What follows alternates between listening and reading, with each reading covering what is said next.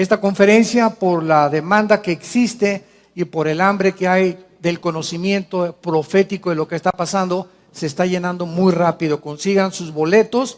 17 de junio, la guerra espiritual en los últimos tiempos en el World Trade Center. Ahí los esperamos. Y como les decíamos, pues le damos gracias a Dios por el seminario de ayer. Vamos a tener más seguido estos seminarios. Hay una barbaridad de información acerca de las profecías bíblicas, qué es verdad, qué es mentira, cuáles son las cosas falsas que se están publicando. Y pues no debemos de creer todo, ¿verdad? Tenemos que recurrir a la Biblia, que es nuestra fuente principal de información.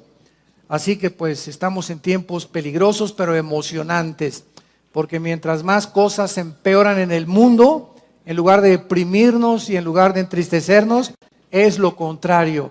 Mientras más oscuro se vuelve el mundo, más cerca estamos de la venida del Señor. Así que alegrémonos y gocémonos, porque ya vienen las bodas del Cordero. Gracias a Dios. Bueno, continuamos con la serie La invasión de los ángeles caídos.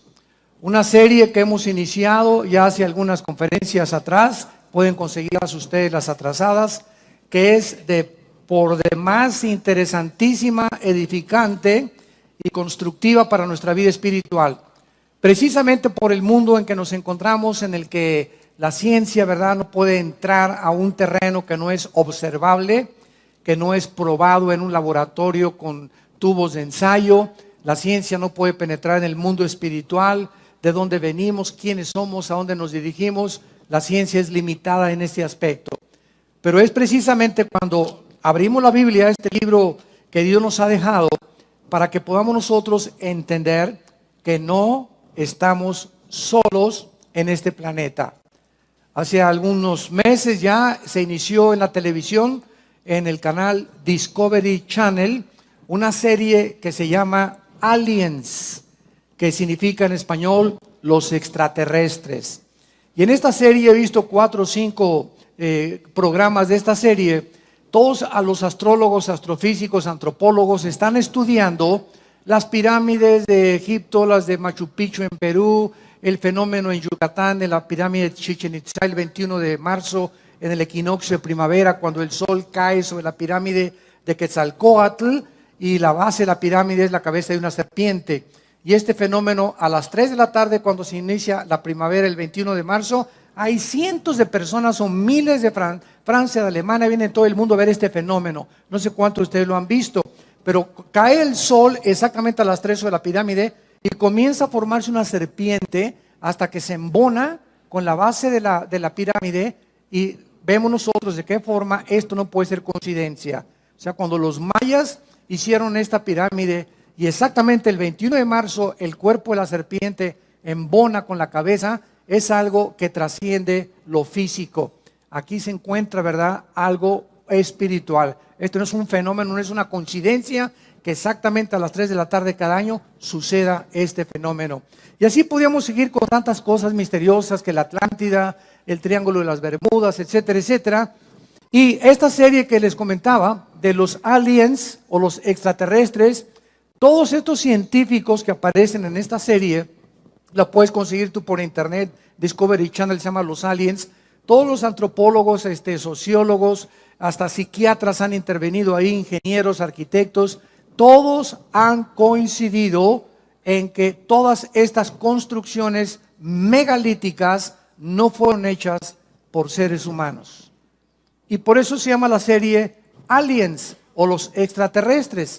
Entonces ellos han llegado a una conclusión de que nosotros fuimos visitados por extraterrestres en el pasado, que les comunicaron estos conocimientos a los mayas, a los egipcios en el Perú, y que todas estas construcciones y cosas se hicieron en diferentes partes geográficas, pero al mismo tiempo coinciden en que tienen el mismo tipo de construcción y los mismos jeroglíficos o los mismos impresiones o grabaciones en las piedras y en lo que se dejaron, para que podamos nosotros entender que no fue coincidencia, sino que aquí hubo una mente maestra en la que se difundió en el planeta Tierra como si alguien hubiera venido realmente y hubiera querido dejar sus huellas para que supiéramos que ellos existen.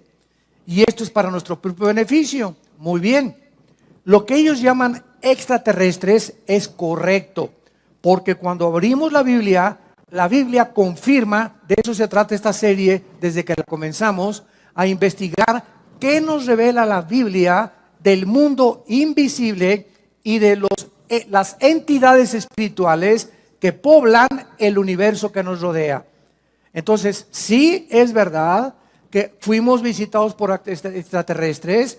También es verdad que antes de que Adán y Eva fueran colocados en el huerto del Edén, antes de nosotros, este planeta ya estuvo habitado.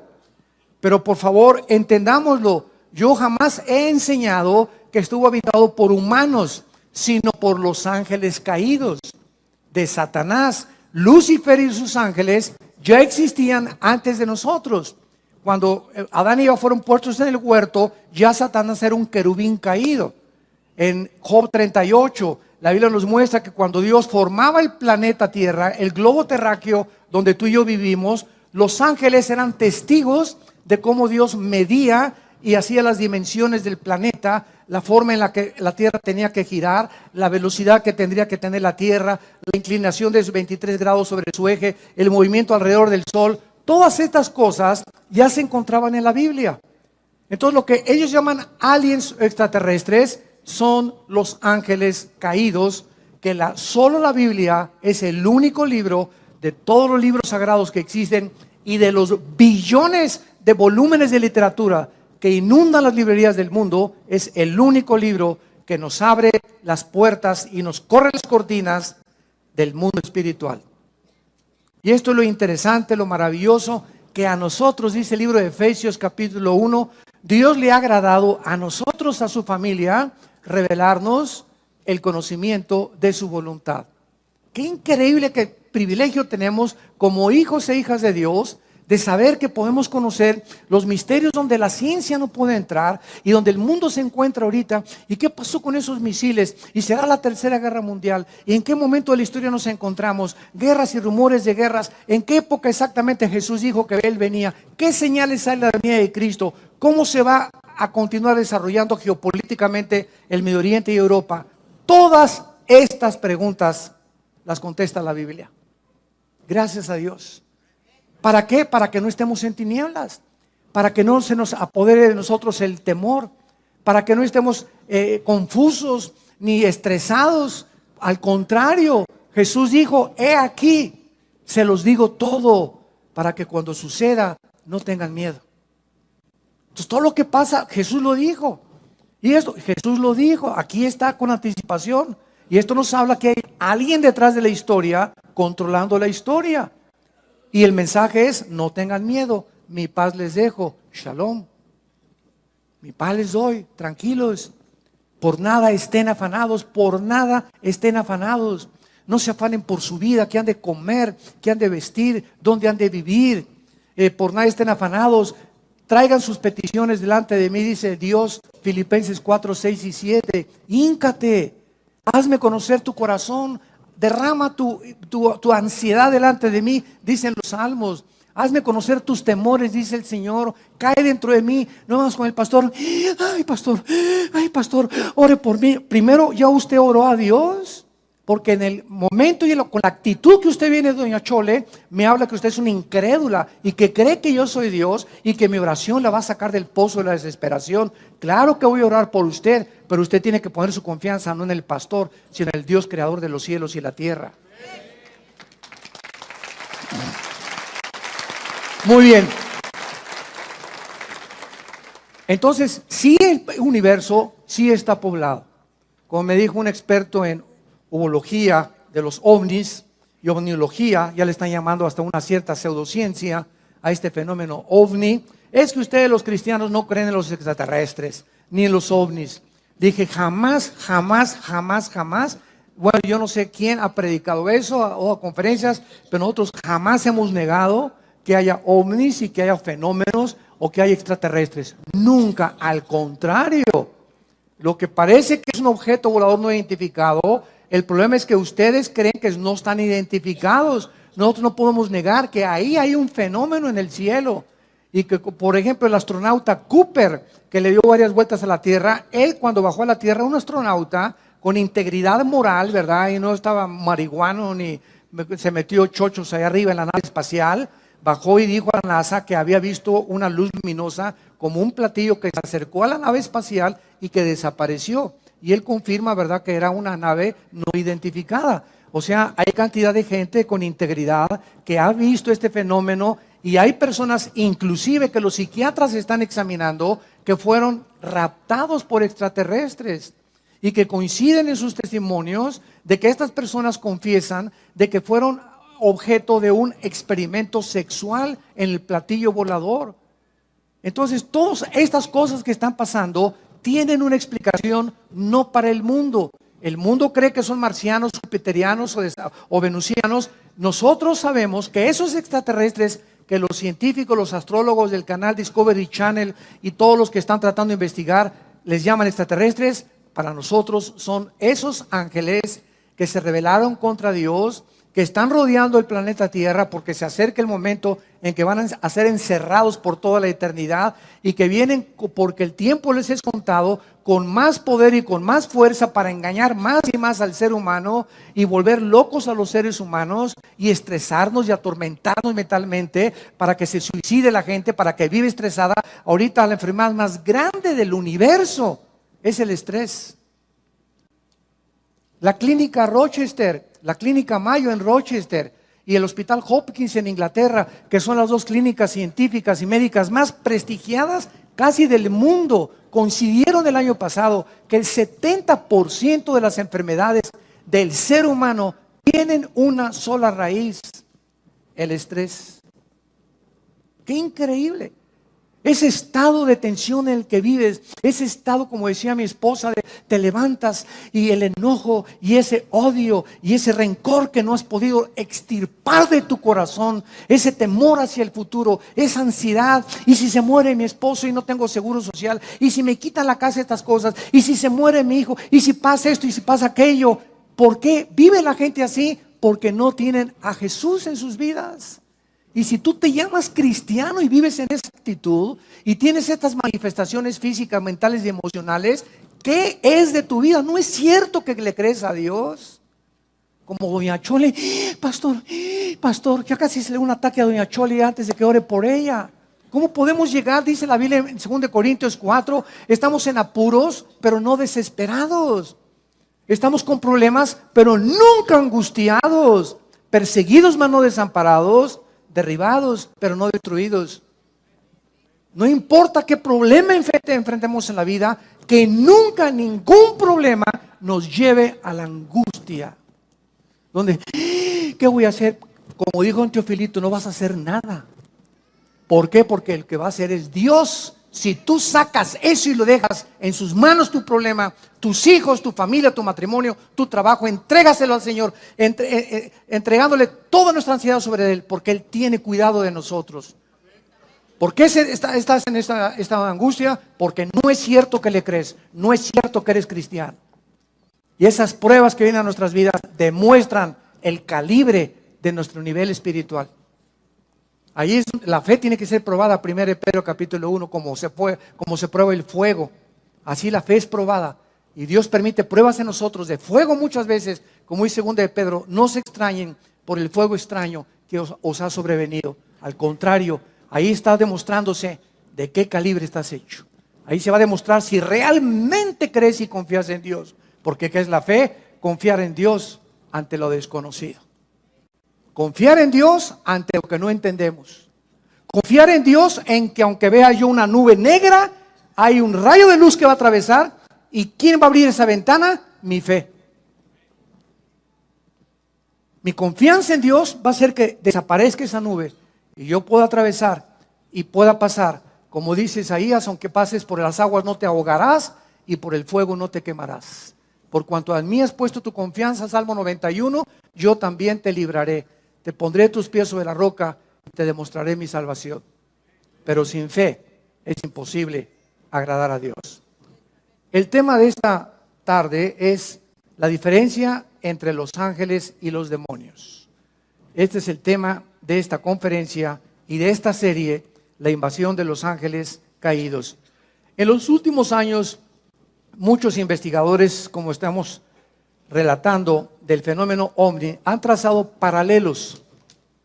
Y estoy hablando de personas como Jacques Vallée. Jacques Vallée es un francés y él se considera el más grande investigador del mundo del fenómeno ovni. Jacques Vallée. Y el que le sigue se llama John Keel, con K, E y L de Lola. John Keel.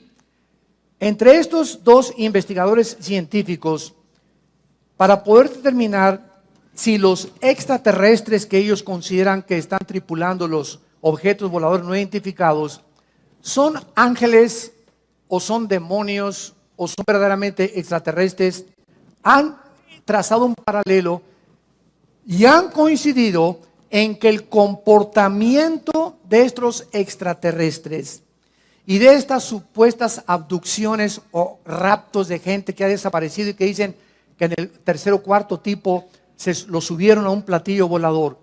Estos investigadores han coincidido en que el comportamiento de estos supuestos extraterrestres o manifestaciones demoníacas de la gente son un paralelo tremendo con las entidades espirituales que la Biblia les llama ángeles y demonios. Veamos, por ejemplo, en Apocalipsis, rápidamente, Apocalipsis capítulo 12, que la Biblia nos revela en el versículo 3 y 4, que cuando Lucifer, el querubín, protector del santuario de Dios, se rebeló, fue la primera criatura en el universo creada en rebelarse contra el Creador, arrastró a una tercera parte de los ángeles que Dios había creado y que fueron creados en un nivel inferior a él. En la Biblia hay rangos de la creación de Dios. Están los serafines que nunca van a bajar a la tierra y que se encuentran rodeando nada más en el tercer cielo el trono de Dios. Después viene otro rango que se llaman los querubines. Los querubines son los que se encargan y representan la santidad y se consideran los guardianes. Síganme con mucho cuidado, los guardianes de la santidad de Dios. Podríamos preguntarnos, porque en Ezequiel capítulo 28 se le nombra a Lucifer el querubín protector. Y yo hace mucho tiempo me preguntaba, Señor, tú creaste los serafines que están a tu alrededor, que están santo, santo, santo todo el tiempo, ¿verdad? Reflejando la gloria de Dios. Y luego los querubines, ¿de qué te tenían que proteger los querubines? ¿Por qué se llama a Lucifer el querubín protector en Ezequiel 28 del trono de Dios? ¿Por qué se dice que Satanás o Lucifer? Porque Satanás es un título, nada más significa, si lo quieres apuntar, adversario. Satán en el hebreo es adversario o enemigo. Cualquiera que sea enemigo de Dios es un Satán. Y la palabra diablo, o es otro título, significa el que acusa, el acusador o el calumniador. Cualquiera que calumnia a su prójimo, cualquiera que está dedicándose a acusar a los demás, es obra de demonios en su vida. Porque Dios no acusa a nadie, ¿verdad? Porque fuimos ya lavados con la sangre de Jesucristo. Entonces es importante que entendamos todo esto. ¿Por qué se le llama a Satanás el querubín protector? ¿Por qué se le llama a Satanás el guardián? Escucha esto, del santuario de Dios. Es interesante que las piedras preciosas que en Ezequiel 28 formaban el vestido de Lucifer, Luzbel, se me estaba olvidando decirles, Lucifer, que es el nombre verdadero de él, de este querubín, que ahora le llamamos diablo y Satanás y dragón o la serpiente antigua, o la bestia después que se va a manifestar en el anticristo. Este querubín protector estaba vestido con puras piedras preciosas, diamantes, esmeraldas, carbunclo, etcétera, etcétera, y son las mismas piedras preciosas que Dios diseñó para el sumo sacerdote en el libro del Éxodo, en el tabernáculo. Y son las piedras preciosas que aparecen también al final de la Biblia en la Nueva Jerusalén. Entonces, esto nos habla que el Lucifer era el guardián de la santidad de Dios, el que cuidaba el santuario de Dios, el que dirigía la alabanza del universo a Dios, y era el sumo sacerdote. Escuchen lo que les estoy diciendo, era el sumo sacerdote del santuario de Dios en el universo. Y todo ese patrón que existe en la Biblia de un santuario y de que Dios siempre ha tenido cuando creó a sus criaturas, ese patrón y ese proyecto, Dios le dijo a Moisés: Moisés, estos son los planos del tabernáculo que vas a construir. Yo soy el que diseñé y hazlo conforme a todo lo que te estoy diciendo. Y lo que Moisés hizo en el tabernáculo, un atrio, un lugar santo, un lugar santísimo, es exactamente el templo que continúa existiendo en el tercer cielo. Ahora, esto es interesante porque en el libro del Apocalipsis encontramos a Juan que dice: y se abrió el cielo y vi las almas debajo del altar. Apocalipsis capítulo 6. Y se abrió el templo de Dios y salieron truenos y relámpagos. Y continuamente en el Apocalipsis, Juan, cuando subió, esto fue en el tiempo después de Cristo, estaba viendo un santuario y un templo en el cielo. O sea, nunca, aún con la rebelión de Lucifer, nunca ha dejado de existir este santuario de Dios, porque desde que Dios creó a las criaturas, las creó para que entendiésemos que no somos dioses, ni los serafines, ni los querubines, ni los ángeles, ni los seres humanos, y que Dios nos ha creado lo que ha creado para que siempre le adoremos y nos postremos delante de Él. La pregunta es la siguiente: si antes Lucifer no había caído en pecado, ni ninguno de los ángeles habían caído en pecado, ¿qué necesidad había entonces de cuidar a Dios y de cuidar la santidad de Dios? ¿No es verdad? Es una pregunta bastante válida. Y la misma pregunta la hacemos cuando Dios crea a Adán y Eva. Cuando Dios crea a Adán y Eva en el capítulo 2 del Génesis, no había pecado, ¿de acuerdo? Amén. Pero Dios le dice a Adán: quiero que cuides el huerto y que lo labres. Yo leía, me acuerdo hace algunos años: ¿cuidado de qué? Ni armadillos había todavía, y destructores, ni veneno tenían las serpientes, ni chinches ni piojos habían ahí. ¿Cuidarlo? Y es la misma palabra que se usa en el hebreo para cuidar durante todo el Antiguo Testamento. Entonces comencé a darme cuenta de la relación que había en que antes de que cayera el pecado en el mundo, antes que nosotros, espiritual, y una vez que Dios creó el mundo físico de las 4 dimensiones en que vivimos, Dios da la misma orden desde el principio del universo con la recreación del ser humano en el huerto del Edén: cuiden lo que les he entregado. Y la respuesta es la siguiente: cuando Dios crea las entidades espirituales en el universo, antes que nosotros, Dios creó a los ángeles con la misma capacidad con la cual Dios creó a Adán. En otras palabras, existía en todas las criaturas que Dios ha creado el potencial de querer algún día rebelarse contra Dios.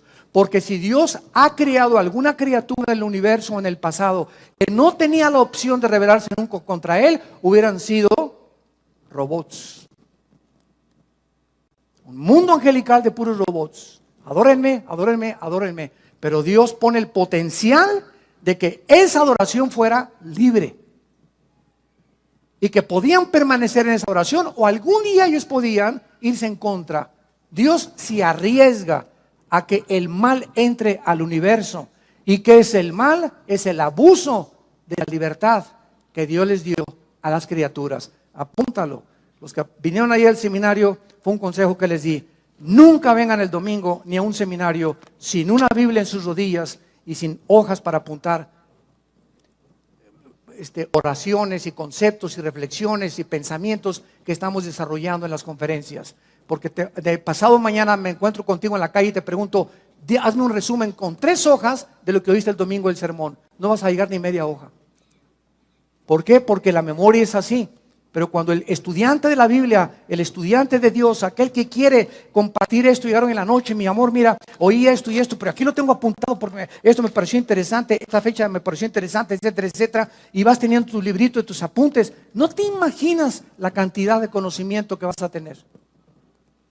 ¿Por qué? Porque lo que apuntamos lo recordamos 70 veces más que lo que no apuntamos.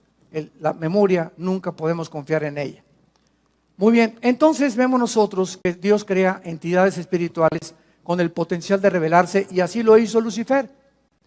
Y cuando viene esta rebelión en el cielo, se va a la tercera parte de los ángeles, dice Apocalipsis capítulo 12, apareció otra señal en el cielo, versículo 3. He aquí un gran dragón escarlata, que tenía 7 cabezas y 10 cuernos, y en sus cabezas 7 diademas.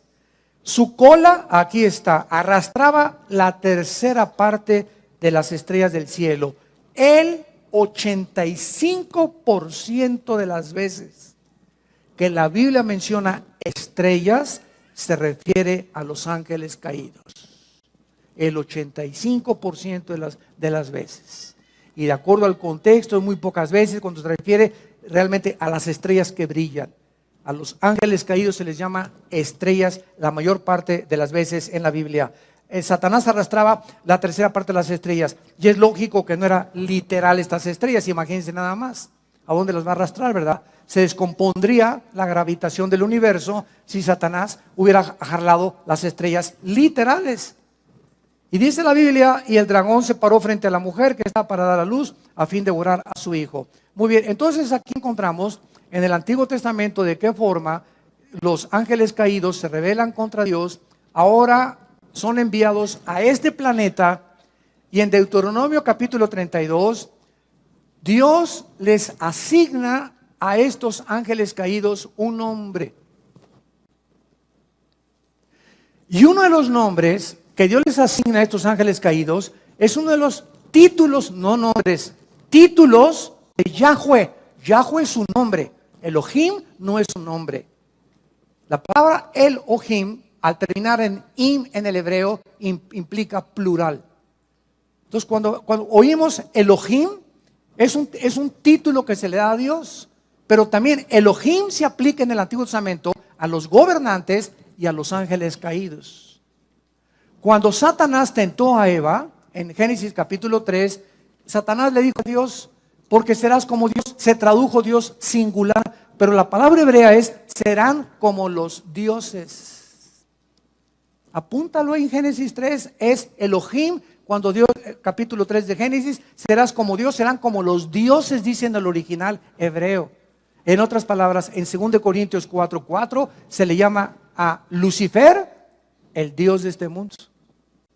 Entonces, el mismo diablo lleva el nombre de Elohim.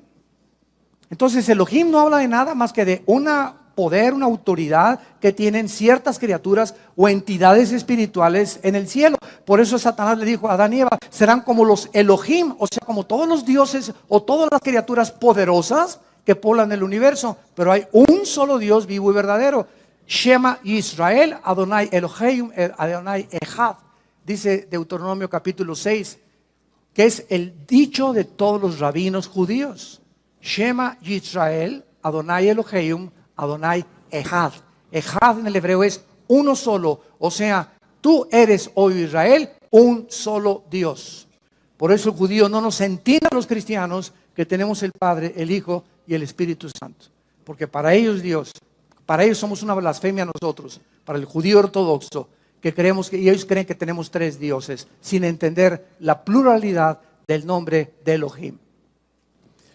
Muy bien, entonces estos ángeles se rebelan contra Dios, y en el Nuevo Testamento, en Efesios 6, versículo 12, el apóstol Pablo nos da una revelación más exacta de la organización de los ángeles caídos. Y dice el apóstol Pablo en Efesios 6:12, no tenemos lucha, en otras palabras, miren seres humanos, miren mis muchachitos, nunca creas que el que te quiere matar es tu enemigo, nunca creas que tus vecinos que te traen coraje es tu enemigo, nunca creas que los celos de tu novio porque tienes otra novia es tu enemigo. nunca nosotros vamos a comenzar a elevarnos. No se queden aquí aterrizados en el mundo material. No tenemos lucha entre sangre y carne. Realmente la lucha no es entre palestinos y entre ISIS y entre los sirios y entre Estados Unidos contra los rusos. Hay poderes invisibles que están influyendo en el planeta Tierra para incitarnos a los padres contra los hijos contra los padres, para el divorcio, para que veas a tu esposo como un armadillo, para que veas a tu esposa como una lagartija, para que critiques los sistemas y todo, para que se levantes contra el gobierno. Hay poderes espirituales en acción, operando para inducirnos a abortar la misión que Dios nos ha encomendado. Y estas huestes espirituales que poblan el universo tienen el principal problema, el principal objetivo de tratar de denigrar en el ser humano que habita este planeta la imagen y semejanza de Dios. Vamos a comenzar a comprender esta guerra espiritual. Si no hay cristianos que todavía siguen creyendo que su enemigo es esto y no saben qué es la oración, donde se avientan los misiles Tomahawk. Cuando tú estás orando, vimos una vez, ¿verdad? Haz de cuenta que de aquí para allá es el enemigo y aquí estás tú. Y tú no te pones ¿verdad? Y vas a ver, y me la chito, ¿verdad? Y me rayaste, me recordaste, mamá, pues la tuya, ¿verdad? Y pues esto y el otro. ¿Sabes una cosa? Cuando comenzamos a contestar el fuego con las armas que el mundo usa y cuando comenzamos a querer vengarnos nosotros. Por eso dice la Biblia, no os venguéis vosotros mismos, porque caéis en la trampa. No te vengues ni guardes rencor. No contestes con fuego terrenal, porque nuestras armas son espirituales. Y si quieres ganar la guerra espiritual, tienes que aprender a usar las armas de la luz. Las armas de la luz, las que Dios nos ha dejado. Porque no es entre nosotros la guerra, no es entre católicos y protestantes, entre ISIS, es contra, y dice, principados, número 1, 2, potestades, 3, gobernadores de las tinieblas y 4, huestes espirituales de maldad en las regiones celestes, que están fuera completamente y ellos tienen la ventaja enorme contra nosotros de que no los vemos. Son invisibles, estamos en una desventaja impresionante.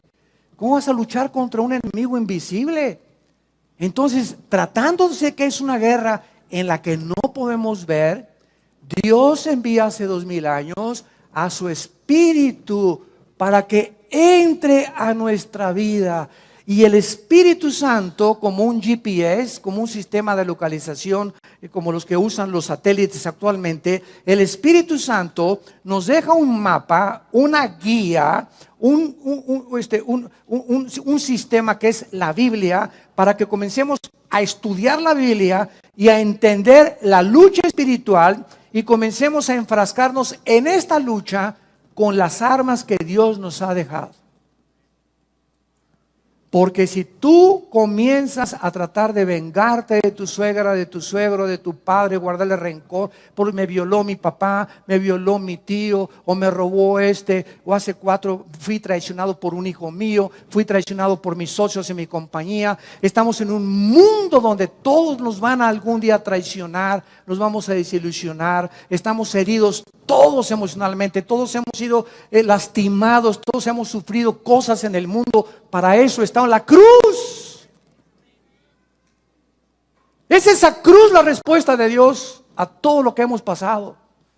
Para que vengamos esa cruz y entendamos que es en esa cruz donde vamos a recibir el poder de seguir viviendo para Dios. Entonces, estos principados que encabezan la lista de la organización y los rangos satánicos, estos principados son los agentes de Satanás. Escuchen esto, Satanás dividió el planeta Tierra en regiones geográficas. Entonces, si ellos quieren lastimarnos, no son como locos, un demonio que se le mete acá y otro demonio se le mete por acá. No, hay una organización, porque el querubín Lucifer, recordemos algo, después de Cristo, escucha esto, Lucifer, después de Cristo, es la criatura más inteligente y sabia del universo. Imagínense con quién estamos peleando. Con este sinvergüenza, que tiene a su disposición una tercera parte de los ángeles. Entonces, si queremos realmente entender y saber cómo podemos ganarles, porque estamos en desventaja, tenemos que tener al Espíritu Santo. Y tenemos que ser únicamente, nada más, obedientes. Obedientes a todo lo que la Biblia nos dice. Para que con esta obediencia, ellos no tienen el derecho de acercarse a mi vida, ni a mi matrimonio, ni a nuestra casa. ¿Por qué? Porque en la obediencia, dice en 1 de Pedro, somos guardados por el poder de Dios mediante la fe. Pero el día que me quito el escudo de la fe, y llego a la desesperación, y llego a la angustia, y que ya no puedo, etcétera, etcétera, y me dura 2 o 3 días ese estado de depresión, se vienen como abejas africanas. Se nos vienen encima y comienzan a la bim, bomba, y te aplastan más y te sumen más. Ese mi Panchito, eso usted no sirve para nada. A ti se dicen el Gutierritos.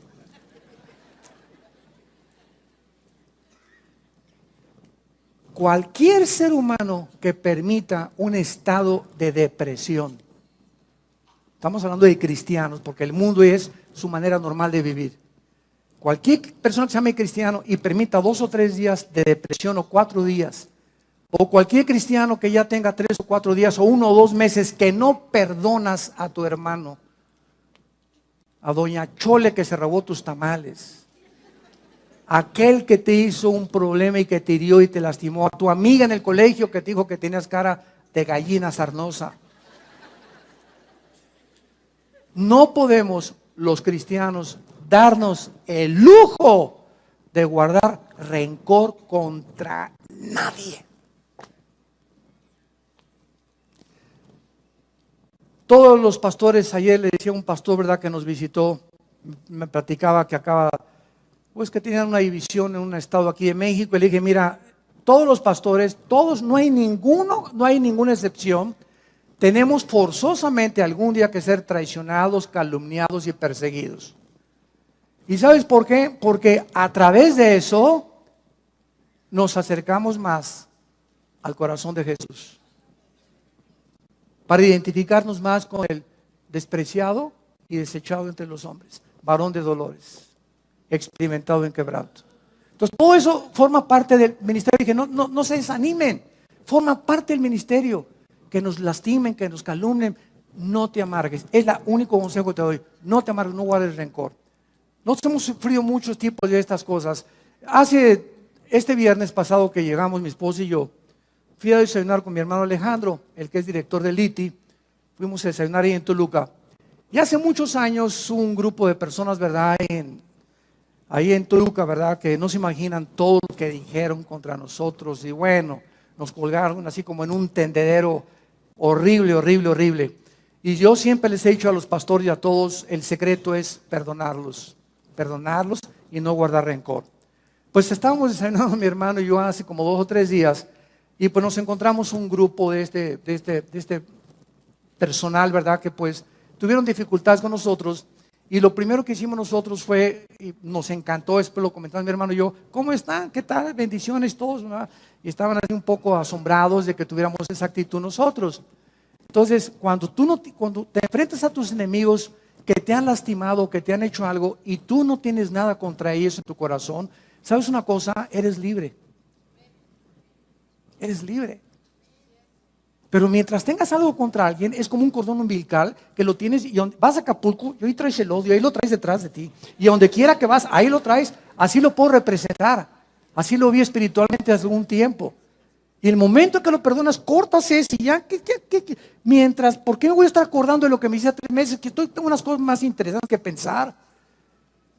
Pensar más positivamente, como decía mi esposa hace un ratito, llenarnos de pensamientos positivos, levantarnos en la mañana, Espíritu Santo, a la alegría, ven alegría, qué lindo sol, y no estar con los pensamientos, lo que me hiciste.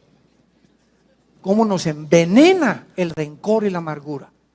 Entonces, los principados están encargados de las naciones. Apúntalo. Veamos a Daniel capítulo 10. Veamos todo esto bíblicamente para entender la guerra espiritual, y vamos a acabar entendiendo, ¿verdad?, que hasta con los ovnis vas a soñar. Pero ya vas a saber quiénes son. Dice en Daniel capítulo 10, esto fue escrito hace 2000, apúntalo, 600 años. Ahí en el libro de Daniel, en el primer capítulo pone junto a Daniel, hace 2600 años se escribió el libro de Daniel. O sea, 600 años antes de Cristo. Y en el capítulo 10, este libro es uno de los pocos libros en la Biblia que nos revelan y nos corren las cortinas de la guerra espiritual. Es precioso el libro de Daniel. Ya lo vimos todo versículo por versículo. Daniel estaba muy preocupado en el tiempo de los persas, o sea, los iraníes. Acordémonos que hasta 1935, el nombre que aparece en la Biblia como Persia es el Irán del siglo XX. Irán en la Biblia aparece con el nombre de Persia, porque en 1935 se le cambió el nombre de Persia por el Shah de Irán a Irán. Entonces, Daniel se encontraba bajo el imperio de los persas. Los persas son los que vencieron a los babilonios, a Nabucodonosor y a sus parientes y descendientes. Después de los persas vinieron los griegos, Alejandro el Magno, y después el imperio romano. Entonces, Daniel se encontraba en el segundo imperio, el imperio de los persas y de los medos, que eran los iraníes. Y dice el capítulo 12, en el versículo 11, para comenzar a tener estos antecedentes, que el ángel se le aparece a Daniel, un ángel de Dios, y le dice así: Daniel, varón muy amado. Híjole, qué barbaridad, ¿verdad? Qué preciosa forma en la que pueda Dios describirnos a cualquiera de nosotros, que somos muy amados por Él, que nos ama con amor eterno, muy amado. Está atento a las palabras que te hablaré y ponte de pie, porque a ti he sido enviado. Dios envía ángeles buenos a la tierra, y mientras hablaba conmigo, me puse en pie temblando. Entonces me dijo: Daniel, no temas, porque desde el primer día que dispusiste tu corazón a entender y a humillarte en la presencia de tu Dios, fueron oídas tus palabras, y a causa, o sea, de tu oración que tú hiciste, yo he venido.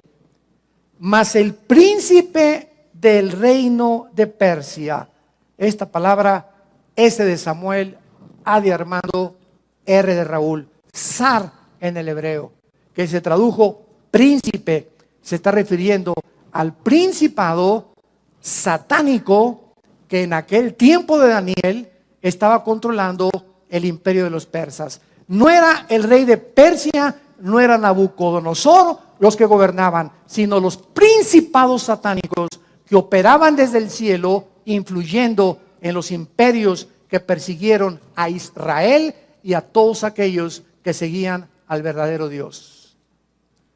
El príncipe del reino de Persia se me opuso durante 21 días, pero Miguel, que es el arcángel de Dios, bueno, uno de los principales príncipes, vino para ayudarme y quedé con los reyes de Persia. Vean lo que pasó. Daniel está orando, así comienza el capítulo 10. Señor, acabo de leer a tu profeta Jeremías, donde dice que ya el exilio se va a terminar y esto vamos a tener nosotros más bendiciones, etcétera, etcétera. Y entonces Dios, vean esto, Dios manda un ángel al planeta Tierra. Y ahí viene el ángel de Dios. Y de repente un principado satánico, porque ellos operan de la atmósfera hacia abajo. Dicen en Efesios capítulo 2 que Satanás se llama el príncipe de la potestad del aire. La palabra aire es aer, atmósfera. O sea, ellos operan de la atmósfera abajo. No tienen que haber nada en la luna ni en Marte. Su área de operación es el aire. Entonces, ahí viene el ángel. Y entonces lo interrumpe y se le cruza un ángel de Satanás al ángel de Dios.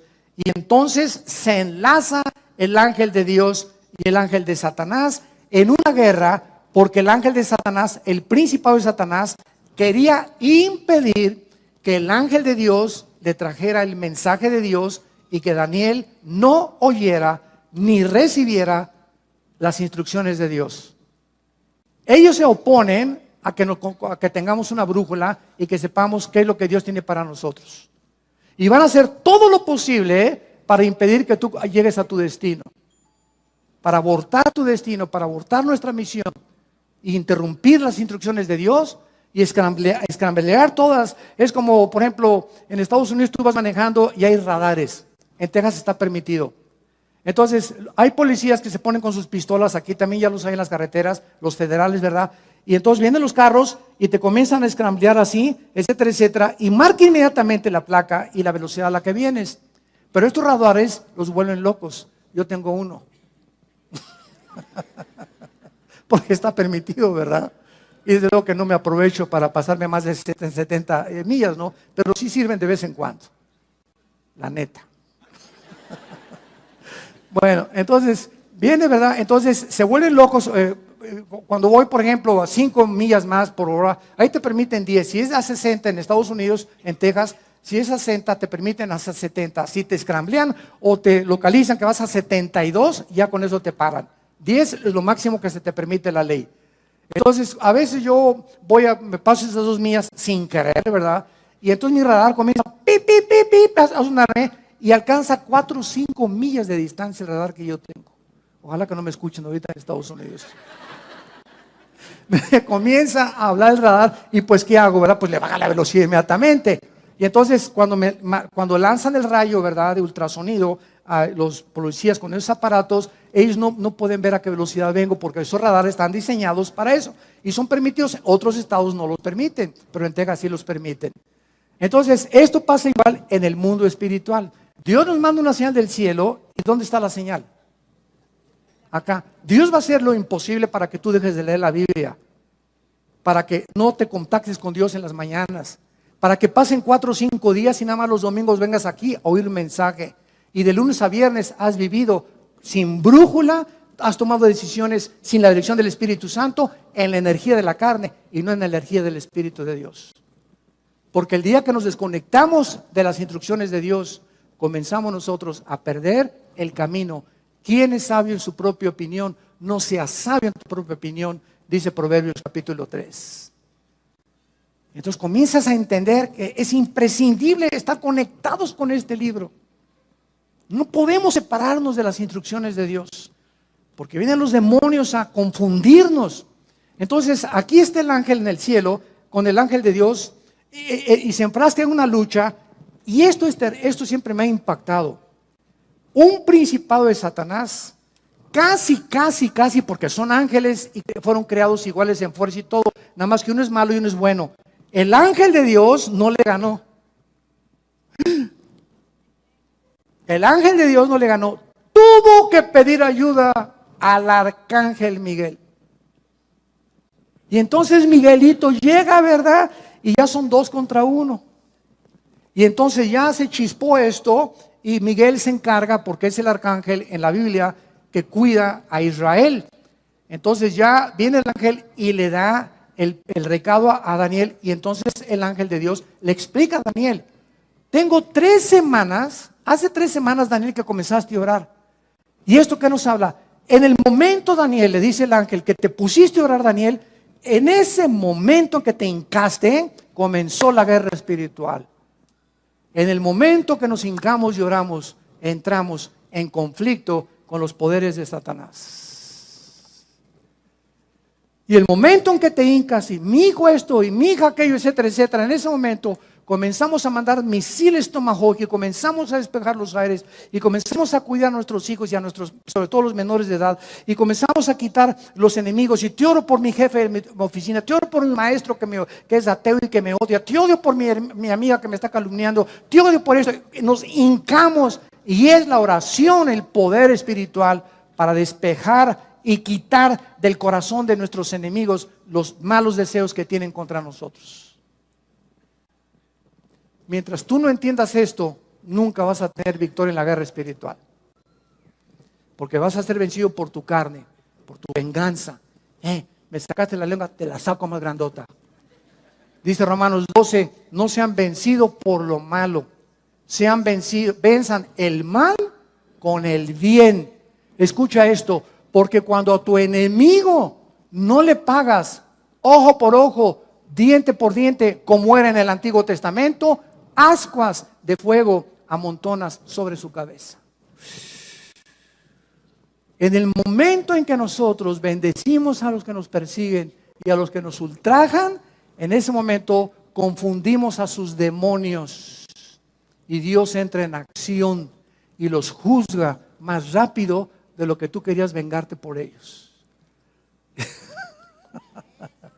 Esta es la guerra espiritual a la que nosotros debemos hacer caso. Y quiero terminar. Vean ustedes aquí en el libro de Isaías. En el libro de Isaías. Esto es maravilloso. Y dice Isaías 41. No temas, versículo 10, Isaías 41, 10. No temas, porque yo estoy contigo. No desmayes, porque yo soy tu Dios, que te esfuerzo. Siempre te ayudaré, siempre te sustentaré con la diestra de mi justicia. Escucha lo que dice a continuación.